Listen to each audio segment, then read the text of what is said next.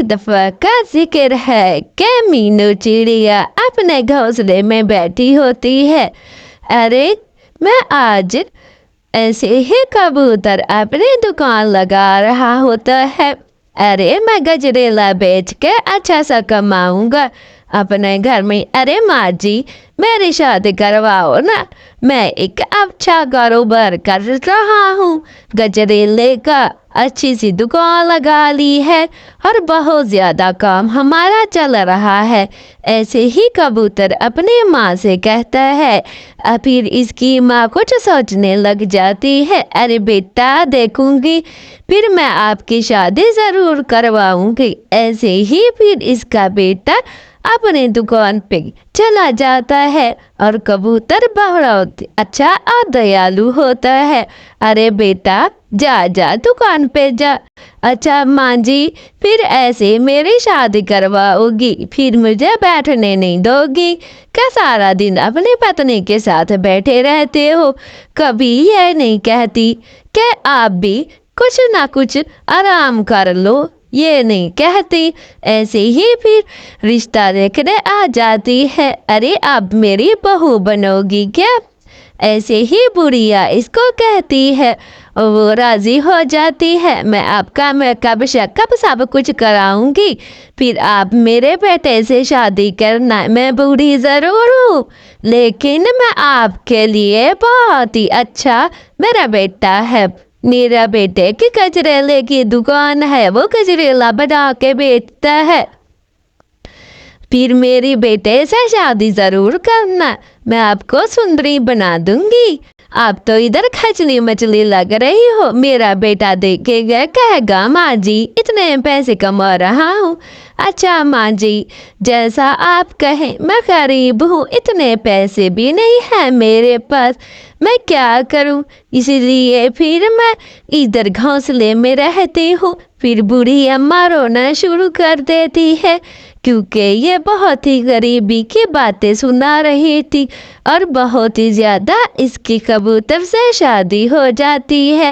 مجھے غریب بالکل نہیں سمجھنا، اب میں امیر ہو گئی ہوں کیونکہ آپ کی پتنی ہوں۔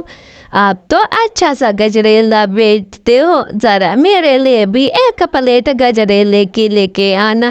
اور آتے ہی اپنا رنگ دکھانا شروع ہو جاتی ہے۔ ارے میں کچھ جاتی ہوں، آپ کی ماں تو کہہ رہی تھی آپ کو سندر بناؤں گی، آپ کو پارلر لے جاؤں گی، آپ کو ہار سونے کے پہناؤں گی، یہ ہے آپ کا گھر، یہ ہے۔ ایسے ہی اس کے بیٹے کو بہت باتیں سناتی ہے اور کبوتر غصہ میں آ جاتا ہے اور سوچتا ہے کہ میں ایسا کرتا ہوں اپنی دکان بیچ دیتا ہوں، ہر وقت چپڑ چپڑ چپڑ چپڑ کرتے رہتی ہے، دیکھو میری ماں نے کتنے سارے گہنے آپ کو پہنائے ہیں۔ پھر ہو کے ایسے ہی پھر اپنی دکان پہ آ جاتا ہے۔ ارے چیل سیٹ میرے دکان خرید لو، یہ گجریلا تو بہت زیادہ بکتا ہے، پھر میں آپ کو یہ بیچ دیتا ہوں۔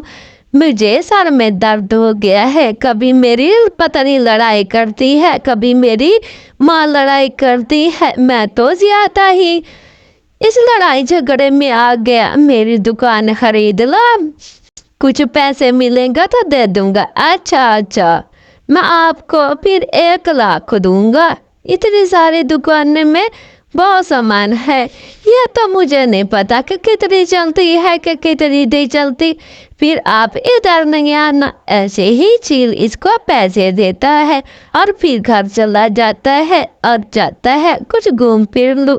اچھا سیٹ تو چیل اس کو پھر سے کہنے آ جاتا ہے، ارے آج یہ میں گھر آپ کو دے رہا ہوں، اپنی ماں کو رکھو یا اپنی پتنی کو رکھو، پھر میں آپ کو 50,000 دوں گا، آپ نے گھر دیکھ لیا۔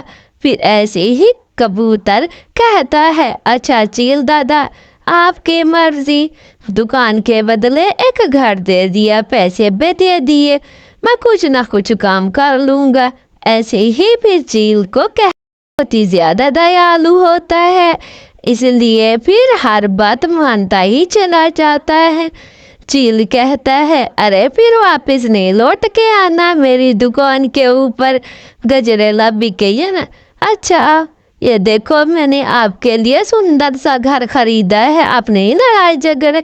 ऐसे ही इसकी पत्नी खाना बनाती है और इधर चील दादा अपनी दुकान में मगन होता है।